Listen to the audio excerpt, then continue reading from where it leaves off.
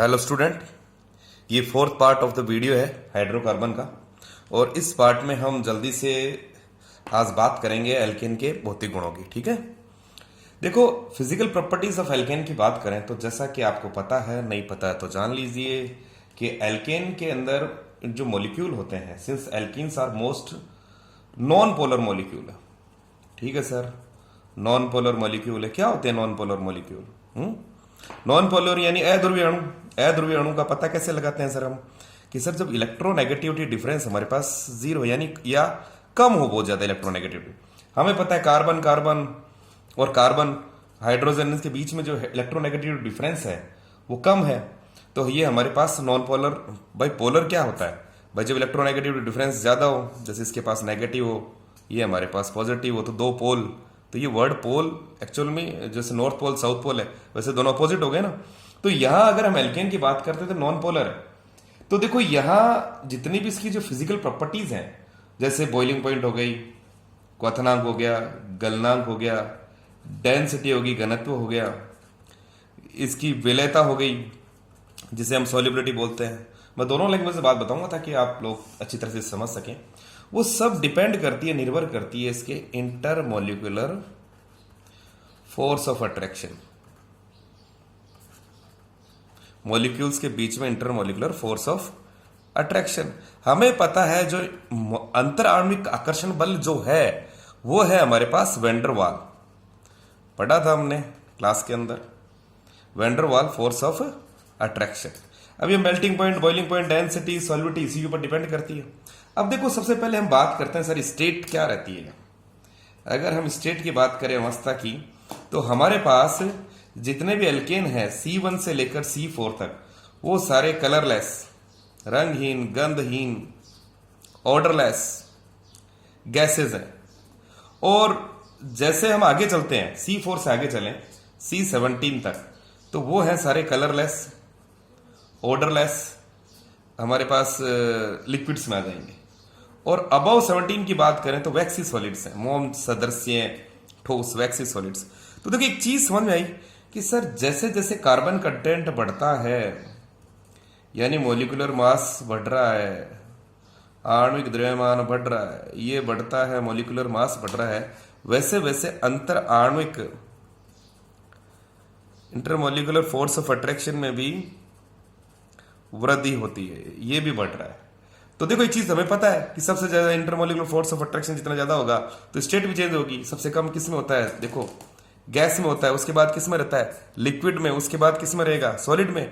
तो जैसे जैसे मॉलिक्यूलर मास यानी कार्बन कंटेंट में बढ़ोतरी होती है, as there increase in a carbon content, that leads to the increase of a molecular mass, and that also leads to the increase in an intermolecular force of attraction, which also changes its state। ठीक है बच्चों, अब next हम जो important topic की जो बात करते हैं वो है बॉइलिंग पॉइंट। देखो बच्चों ध्यान से समझने का प्रयास करना। बॉइलिंग पॉइंट, देखो जो बॉइलिंग पॉइंट है मैं आपको बता दूं, देखो बॉइलिंग पॉइंट हो चाहे हम मेल्टिंग पॉइंट की बात करें, ये डायरेक्टली प्रोपोर्शनल होता है मॉलिक्यूलर मास के। मॉलिक्यूलर मास हम जब कार्बन यहां बात कर रहे हैं एल्केन के अंदर, तो सर जितना हमारा कार्बन कंटेंट है, जितना हमारा कार्बन कंटेंट बढ़ेगा तो बॉइलिंग पॉइंट और मेल्टिंग पॉइंट भी बढ़ेंगे। लेकिन अभी जैसे हम इसी की बात करें सर, मॉलिक्यूलर के बॉइलिंग पॉइंट की बात करें, क्वथनांक की बात करें, तो हमें पता है कि हालांकि इसका जो बॉइलिंग पॉइंट अगर दूसरे की तुलना में किया तो लो बॉइलिंग पॉइंट है, लो बॉइलिंग पॉइंट हमारे पास। Because sir low boiling point क्यों? इसका नॉन पोलर नेचर। ठीक है बच्चों, अध्रुवीय इसके प्रकृति के कारण इसका निम्न क्वथनांक होता है। और हमें पता है जितने भी मॉलिक्यूल्स है वो that are held by weak van der Waals force of attraction. ठीक है, weak van der Waals force of attraction, इस बात को बड़ा गौर करना। मॉलिक्यूलर मास, कार्बन कंटेंट बढ़ रहा है तो मेल्टिंग पॉइंट और बॉइलिंग पॉइंट भी बढ़ रहे हैं। हालांकि लो बॉइलिंग पॉइंट है, कारण क्या है सर? नॉन पोलर नेचर का, नॉन पोलर नेचर है। दूसरा molecules are held by weak van der Waals force. ठीक है, अब बॉइलिंग पॉइंट आपने बताया sir BP is directly proportional to molecular mass. हालांकि इसकी जितनी भी होमोलोगस सीरीज है, होमोलोगस सीरीज क्या होती है मैंने बताया था आपको पिछले वीडियो के अंदर सर, जितने भी CH2 का डिफरेंस रहता है।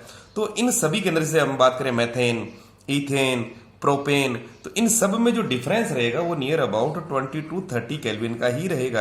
ये नॉर्मली ऑब्जर्व किया जाता है। आगे नेक्स्ट पेज पे देखते हैं हम इसके बारे में।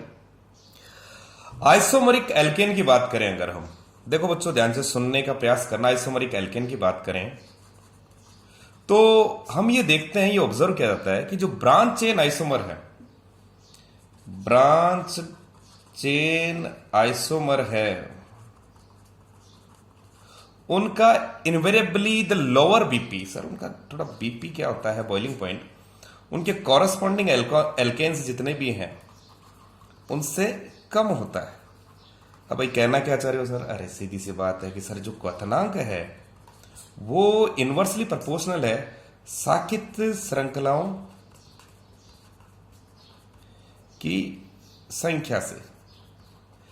मतलब मैं ये कहना चाह रहा हूं कि जैसे जैसे अगर आइसोमरिक, सर जैसे मैंने बात कर ली सर पेंटेन की बात कर ली, आइसोपेंटेन हो गया, उसके अंदर नियोपेंटेन हो गया, तो जैसे जैसे ब्रांचिंग बढ़ेगी, यानी आइसोमरिक एल्केन क्या हुआ सर, जिसके अंदर कार्बन कंटेंट तो हमारे पास same, number of carbon atoms are same, जैसे जैसे उसके अंदर ब्रांचिंग बढ़ती है वैसे वैसे उसका क्वथनांक कम होता है। अब ऐसे क्वथनांक का सर ब्रांचिंग से क्या लेना देना भाई? भाई देखो ब्रांचिंग से क्या होगा, देखो ध्यान से सुनना मेरी बात को, कि सर जैसे जैसे ब्रांचिंग होती है यानी शाखन बढ़ता है वैसे मॉलिक्यूल क्या होता है, स्फेरिकल होना चालू हो जाता है। Molecules tends to approach that of sphere. ठीक है भाई, ऐसा होता है। तो उससे क्या होगा, तो उससे क्या होता है कि सर इसका जो सरफेस एरिया है, इसका जो पृष्ठीय क्षेत्रफल, ये पृष्ठीय क्षेत्रफल है जो ब्रांच आइसोमर है वो कम हो जाता है। समझ रहे हो मेरी बात को? सर सरफेस एरिया कम हो गया, अगर ब्रांचिंग बढ़ती है तो सरफेस एरिया कम हुआ। अब हमें पता है जो van der Waal force of attraction है, वॉल फोर्स ऑफ अट्रैक्शन है, ये तो डिपेंड ही सरफेस एरिया पे डिपेंड किस पर निर्भर करता है, सरफेस एरिया पे। तो देखो due to lesser surface area van der Waal force of attraction operating between these molecules have comparatively weaker. यानी मेरी बात समझ आ रही होगी कि सर जैसे जैसे सरफेस एरिया कम होता है, यानी सरफेस एरिया अगर डिक्रीज होता है तो van der Waal force of attraction which is operating between the molecule, ध्यान से सुनना मेरी बात को, वॉल फोर्स ऑफ अट्रैक्शन जो है वो भी क्या होगा, घटेगा। अरे घटेगा तो सर फिर बॉइलिंग पॉइंट भी कम होगा। अब जैसे एक एग्जांपल लेते हैं हमारे पास, जैसे ये ले लिया हमने CH3 CS2 1 2 3 4 और ये हो गया 5, यानी ये है हमारे पास N पेंटेन। अगर मैं कहूं इसके आइसोमर लिखो रहे तो आप आराम से लिख दोगे सर ये इसका एक आइसोमर, तो ये हो गया हमारे पास CH3, एक इधर ला देते हैं CH3 CS2 CH3, ये हो गया आइसोपेंटेन। ठीक है, एक मैंने कहा एक आइसोमर और लिखो, तो अपन एक आइसोमर कौन सा, चेन आइसोमर ही शो करता है। तो चेन आइसोमर में हम क्या करते हैं सर, अरेंजमेंट ऑफ कार्बन उसको चेंज करते हैं सर। तो हमारे पास CH3 और ये हो गया CH3, ये हो गया हमारे पास नियोपेंटेन। अब देखो इन तीनों आइसोमरिक फॉर्म में देखें तो सर सब में कार्बन की संख्या बराबर है। देखो नंबर ऑफ कार्बन सर 5 है, हाइड्रोजन बराबर है, फिर भी हमें बॉइलिंग पॉइंट में वेरिएशन मिलेगा। बॉइलिंग पॉइंट में वेरिएशन जो होता है, देखो अंतर आकर्षण बलों के पदों पे समझाया जा सकता है। पहले ही मैंने आपको सतह का क्षेत्रफल अगर कम हो रहा है तो van der Waal force of attraction भी कम होगा, समझ रहे हो? तो देखो वैन डर वाल, अब देखो यहां देखिए N पेंटेन है तो सर ये क्षेत्रफल भी ज्यादा, तो van der Waal force of attraction भी ज्यादा होगा। तो अगर मैं ये बात करूं सर सबसे ज्यादा बॉइलिंग पॉइंट, तो सबसे ज्यादा बॉइलिंग पॉइंट होगा 1, यानी दिस, उसके बाद हमारे पास इसका होगा, और सबसे कम होगा थर्ड का, इसका। सर ऐसा क्यों? क्योंकि ब्रांचिंग बढ़ती है, ब्रांचिंग से सरफेस एरिया कम होगा। अगर मैं नॉर्मली इसका जो बॉइलिंग पॉइंट देखूं तो 309 केल्विन है इसका, 301 केल्विन इसका, और 282 केल्विन इसका। तो मेरे हिसाब से बॉइलिंग पॉइंट समझ में आया होगा। अगर आपको इस प्रकार की आइसोमरिक फॉर्म दे रखी हो तो आपको ये देखना है जिसके अंदर ज्यादा ब्रांचिंग है, जो ज्यादा ब्रांचिंग रहेगी तो उसका सरफेस एरिया कम होगा, सरफेस एरिया कम होगा तो van der Waal force of attraction घटेगा तो बॉइलिंग पॉइंट को चेंज करेगा, यानी बॉइलिंग पॉइंट कम कर देगा। क्योंकि बॉइलिंग पॉइंट डिपेंड ही कर रहा है कि जितना इंटरमोलिकुलर फोर्स ऑफ अट्रैक्शन होगा उतना ही हमारे पास बॉइलिंग पॉइंट होगा, तो बढ़ेगा। अब देखो नेक्स्ट लेते हैं हम मेल्टिंग पॉइंट की। ठीक है, अब देखो मेल्टिंग पॉइंट की बात करते हैं एल्केन के अंदर, ये गलनांक, ठीक है ना। तो देखो बच्चों हमने पहले ही पढ़ा था कि सर मेल्टिंग पॉइंट भी directly proportional to the carbon content. ठीक है सर, जितना कार्बन कंटेंट बढ़ेगा उतना मेल्टिंग, लेकिन variation is not regular sir. यहां हम थोड़ा सा बॉइलिंग पॉइंट में तो पता है सर मॉलिक्यूलर मास बढ़ रहा है तो वो भी बढ़ रहा है, लेकिन हम यहां देखें मेल्टिंग पॉइंट में तो sir variation is not regular, इसमें थोड़ी सी अनियमितता पाई जाती है। अब अनियमितता क्या है तो वो देखते हैं।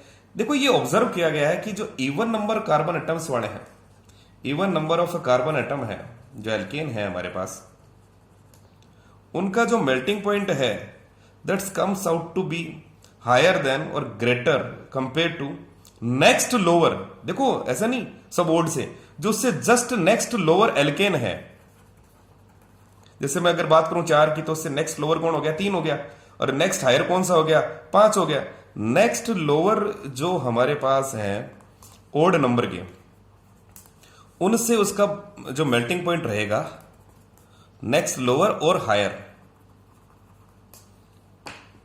ठीक है, उससे यानी कहने का मतलब यह है एल्केन में कार्बन परमाणु की संख्या सम होने पर जो सम है वो उसके अगले अधिकतम और कम वाले से क्या होगा, कम व अगले उच्च एल्केन से अधिकत होते हैं, अधिक होंगे।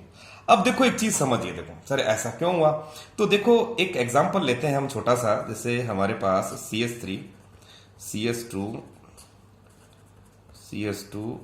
ये हो गया CH3, 1 2 3 4 5 6, ये हमारे पास है N हेक्सेन। अब मैं N पेंटेन लिखूं तो हमारे पास क्या होगा सर, CH3 CH2 और ये हो गया CH2, ये हो गया हमारे पास N पेंटेन। अगर हम इनको गौर से देखें तो सर इसके जो दोनों एंड हैं that are in different direction sir, ये अलग है, ये दोनों सिरे एक तरफ है, हमारी तरफ एक तरफ ही है। तो देखो अगर हम ये देखें कि जो इवन नंबर वाले हैं that's more symmetrical than those containing odd, sir ये ज्यादा सम्मित है, सिमेट्रिकल। अरे सिमेट्रिकल है तो उससे क्या फर्क पड़ा, अरे sir they are hencely pack closely, hence pack closely in the crystal lattice. ये क्रिस्टल लैटिस के अंदर ज्यादा क्लोजली पैक्ड होते हैं, और जो ज्यादा क्लोजली पैक्ड होगा तो देखो बात समझने का प्रयास करना, जो ज्यादा क्लोजली पैक्ड होगा तो उसका आकर्षण बल भी ज्यादा होगा, और जिसका आकर्षण बल ज्यादा होगा तो सर उसका मेल्टिंग पॉइंट भी क्या होगा, ज्यादा होगा। तो देखो बच्चों एल्केन में कार्बन परमाणु की संख्या सम होने पर वे अधिक निकटता से पैक होंगे, अधिक निकटता से, और जो अधिक निकटता से पैक होगा उसमें van der Waal force of attraction यानी अधिक अंतराणविक आकर्षण बल भी ज्यादा होगा, अंतराणविक आकर्षण बल भी ज्यादा होगा, और अंतराणविक आकर्षण बल होगा ज्यादा तो सर मेल्टिंग पॉइंट भी ज्यादा होगा। तो देखो ये जो अल्टरनेशन हमें मिली कहां सर, मेल्टिंग पॉइंट के अंदर। हालांकि बात ध्यान रखना सर, ये मेल्टिंग पॉइंट में मिल रही है, बॉइलिंग पॉइंट में नहीं मिलेगी। This will not be shown in, sir boiling point में क्यों नहीं मिलेगी, क्योंकि molecules are not fixed but keep on changing in, क्योंकि वहां तो लिक्विड है सर, लिक्विड के अंदर क्या है कि मॉलिक्यूल फिक्स नहीं होते, keep on changing as a result of collision. तो बॉइलिंग पॉइंट में बात नहीं करेंगे, सिर्फ मेल्टिंग पॉइंट में ये अल्टरनेशन मिलेगा। मेरी बात समझ रहे, जैसे अब एन हेक्सेन की बात करें तो सर इसका जो बॉइलिंग पॉइंट है वो हमारे पास 178.5 केल्विन है, लेकिन इसका जो नेक्स्ट है सर ये तो इवन नंबर में है, ध्यान रखना। अगर मैं इसके जस्ट नेक्स्ट बात करूं एन पेंटेन है तो उसका बॉइलिंग पॉइंट आता है 143 केल्विन। तो एक बात तो समझ आ गई सर, इवन नंबर वाले ज्यादा सिमेट्रिकल है, ज्यादा क्लोजली पैक्ड क्रिस्टल में होंगे, ज्यादा अधिक निकटता से पैक होंगे तो अंतराणु का आकर्षण बल भी ज्यादा होगा, उसके रिजल्ट उसके फलस्वरूप मेल्टिंग पॉइंट भी ज्यादा होगा। अब देखो नेक्स्ट हम बात करते हैं सॉल्युबिलिटी की, नेक्स्ट पेज पे लेता हूं मैं। देखो नेक्स्ट हमारे पास पेज पे बात करें तो वह है इसकी विलेयता की, किसकी, एल्केन की विलेयता। तो देखो विलेयता के बारे में चर्चा करने से पहले मैं आपको पहले ही बता चुका हूं, एल्केन हमारे पास कैसा अणु है भाई, अध्रुवीय अणु है, और अध्रुवीय है। और वैसे भी देखो सॉल्युबिलिटी में एक बड़ा फेमस रूल चलता है, लाइक डिसॉल्व लाइक, जो जैसा है वो वैसे में ही घुलेगा, उसी के अंदर विलय होगा। ये जनरल फार्मूला, जनरल रूल है हमारे पास सॉल्युबिलिटी का, जो जैसा है वो उसी के अंदर डिसॉल्व करेगा। ठीक है, तो देखो हमें पता है कि सर ये तो नॉन पोलर है, आपने बताया था, तो नॉन पोलर जो होता है वो नॉन पोलर में डिसॉल्व होगा। ठीक है। नॉन पोलर अगर है तो वो नॉन पोलर में डिजोल्व होगा। ये वाटर, अब वाटर की बात करें सर, वाटर में सर ये डिजोल्व नहीं होगा। क्यों नहीं होगा? तो देखो वाटर का मॉलिक्यूल देखो, हमारे पास क्या है, HOH, यहाँ पर नेगेटिव चार्ज, यहाँ पे पॉजिटिव चार्ज और पॉजिटिव नेगेटिव। सर ये तो ध्रुवीय है, पोलर है, पोलर में तो डिजोल्व नहीं होगा। तो इसका मतलब सर ये वाटर में भी नहीं होगा। एल्कोहल की बात करें तो एल्कोहल में भी नहीं होगा। हमने अगर हम बात करें सर इसको, सर फिर ये डिजोल्व किसमें होगा? तो सर नॉन पोलर हमारे पास क्या है? अरे सर पेट्रोलियम रहा। एल्केन्स फ्रीडम देखो, alkanes which are non polar, they are non polar in nature, therefore हमारे पास नॉन पोलर सॉल्वेंट जो भी है सर, नॉन पोलर सॉल्वेंट हो गया जैसे हमारे पास पेट्रोलियम, तो डिजोल्व हो जाएगा। ईथर नॉन पोलर है, बेंजीन नॉन पोलर है। और एक अच्छा सा एग्जांपल आप बताओ, CCl4, बढ़ते हैं हम, कार्बन टेट्राक्लोराइड CCl4। सर हमारे पास जो कार्बन टेट्राक्लोराइड है उसके अंदर अपन देखते हैं ना CCl, तो सर चारों तरफ से जो रिजल्टेंट म्यू है वो comes out to be cancel each other, the electronic effect cancel each other, therefore it's also non polar. तो ये देखो सारे जितने भी नॉन पोलर सॉल्वेंट है इसमें एल्केन डिजोल्व हो जाएगा। तो बच्चों ध्यान रखना, alkane dissolve in non polar solvent जो कि हमारे पास है पेट्रोलियम, ईथर और बेंजीन, वाटर और इसमें सोल्यूबल नहीं है। अब डेंसिटी की बात करते हैं, तो देखो डेंसिटी जो चीज होती है वो डायरेक्ट वो भी डिपेंड करती है, जैसे कि मैंने स्टार्टिंग में बताया था मोलिकुलर मास। अरे मोलिकुलर मास, तो एक बात तो समझ में आ गई कि सर मोलिकुलर मास जैसे जैसे बढ़ेगा वैसे वैसे डेंसिटी बढ़ेगी भाई, डेंसिटी बढ़ेगी। अब डेंसिटी बढ़ती है तो सर इंटरमोलिकुलर फोर्स बढ़ेगा। तो देखो कार्बन कंटेंट अगर बढ़ता है तो ये डेंसिटी बढ़ते बढ़ते टिल द लिमिटिंग इस यहां तक पहुंच जाती है 0.88 ग्राम सेंटीमीटर इनवर्स क्यूब। जब तक यहां तक नहीं पहुंच जाए तब तक इसकी डेंसिटी बढ़ती है। हालांकि मैं आपको जानकारी दे दूं कि डेंसिटी एल्केन की हमेशा वाटर से कम रहती है, वाटर से कम, क्योंकि वाटर की तो आपको पता है 997 किलोग्राम मीटर क्यूब करके अपने पास आती है। आप ध्यान से सुनना मेरी बात को कि वाटर की डेंसिटी ज्यादा होती है, एल्केन की वाटर से कम होती है। एल्केन एज तभी तो एल्केन जितने भी होते हैं वो सब ऊपर। तो that's all about physical properties of alkene. आगे हम नेक्स्ट में हम इसकी रिएक्शंस देखेंगे। तब तक के लिए बच्चों पढ़ते रहो और आगे बढ़ते रहो। Thank you.